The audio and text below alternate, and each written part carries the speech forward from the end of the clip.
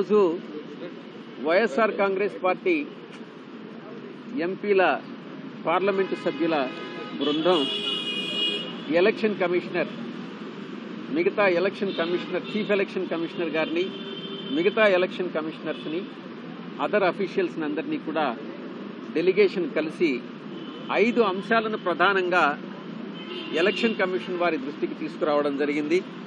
దాంట్లో మొట్టమొదటి అంశం myparty-board.com అన్నటువంటి తెలుగుదేశం పార్టీ ఈ తెలుగుదేశం పార్టీ ఏదైతే 123 సబ్సెక్షన్ 3 ఆఫ్ పీపుల్స్ రిప్రజెంటేషన్ యాక్ట్ను వైలేట్ చేస్తుందో దానికి సంబంధించి మనం కంప్లైంట్ ఇవ్వడం జరిగింది.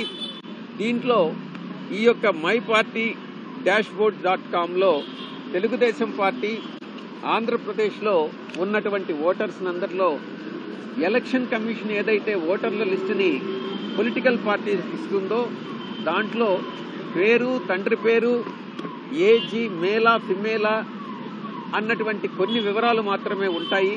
అవి కాకుండా మిగతా వివరాలను కూడా ఈ యొక్క వెబ్సైట్ ద్వారా ఈ యొక్క my-board.comలో ఆ యొక్క జెండర్ కూడా ఉంటుంది, హౌస్ నెంబర్ కూడా ఉంటుంది, ఏ ఓటర్ ఏ క్యాస్ట్కి సంబంధించినటువంటి వ్యక్తి అన్నటువంటిది, పొలిటికల్ పార్టీ అఫిలియేషన్ ఏంటి, మొబైల్ నెంబర్ ఏంటి అన్నటువంటిది, political party wise segregation of ఓటర్స్ని ఈ యొక్క తెలుగుదేశం పార్టీ చేయడం అన్నటువంటిది చట్ట విరుద్ధము అన్నటువంటి విషయాన్ని ఎలక్షన్ కమిషన్ దృష్టికి తీసుకొచ్చాము.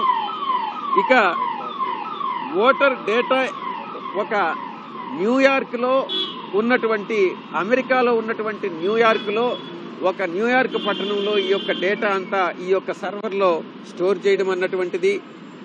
ఇదే విషయాన్ని గతంలో కూడా తెలుగుదేశం పార్టీ సేవామిత్ర పేరుతో ఈ రకమైనటువంటి డేటా కలెక్ట్ చేసినటువంటి విషయాన్ని గతంలోనే ఎలక్షన్ కమిషన్ దృష్టికి తీసుకొచ్చాం. దాని మీద ఎలక్షన్ కమిషన్ ఎఫ్ఐఆర్ని ఫైల్ చేయమని చెప్పి 174/2019లోనే ఒక ఎఫ్ఐఆర్ కూడా ఫైల్ చేయడం జరిగింది.